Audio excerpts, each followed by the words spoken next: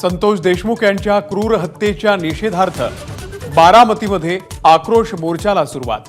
देशमुखांची कन्या वैभवी आक्रोश मोर्चासाठी बारामतीमध्ये।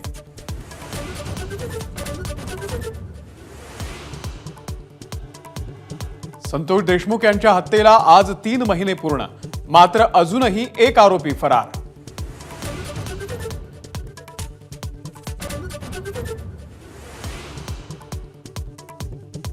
बीड जिल्ह्यामधल्या पाटोद्यात रक्षकच झाला भक्षक।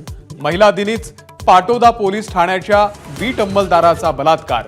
चोरीचा खोटा गुन्हा दाखल करण्याची धमकी देत महिला दिनाच्या कार्यक्रमानंतरच अतिप्रसंग।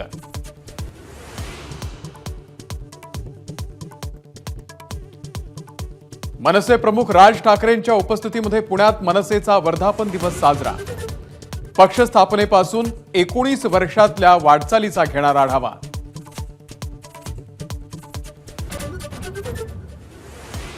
नागपुरातील बहुचर्चित आणि बहुप्रतीक्षित Patanjali mega food and herbal पार्कच्या उद्घाटन कार्यक्रमाला सुरुवात। मुख्यमंत्री देवेंद्र फडणवीस आणि केंद्रीय मंत्री नितीन गडकरी यांच्यासह रामदेव बाबा हे सुद्धा कार्यक्रमाला उपस्थित।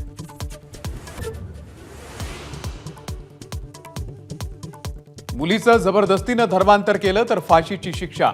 मध्य प्रदेशचे मुख्यमंत्री मोहन यादव यांनी केली कायदा दुरुस्तीची घोषणा।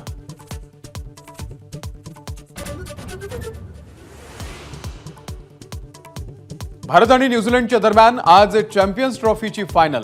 भारतासाठी विराट आणि फिरकीपटू चालणं ठरणार निर्णायक।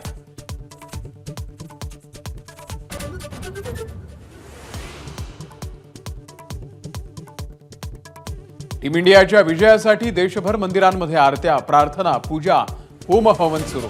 चाहत्यांची उत्कंठा शिगेला। एबीपी माझा, उघडा डोळे बघा नीट।